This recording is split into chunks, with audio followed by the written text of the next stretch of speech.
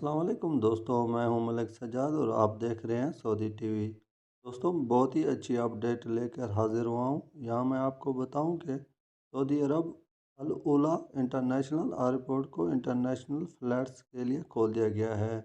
Saudi Arabia की ताज़ा तरीन खबरों से बाखबर रहने के लिए सऊदी टीवी चैनल को सब्सक्राइब करें। दोस्तों, मैं आपको बताता चलूँ कि अगस्त 2019 में सऊदी अरबिया के इंटरनेशनल एयरपोर्ट अल उला को तरक्याती कामों के लिए बंद किया गया था, जिसकी वजह साफ और साफ तरक्याती काम थे। अब वहाँ पे ये फ़ायदा हुआ है कि 1 लाख पैसेंजर से बढ़कर 4,10,000 पैसेंजर को सालाना के तौर पर इनको डील किया जाएगा।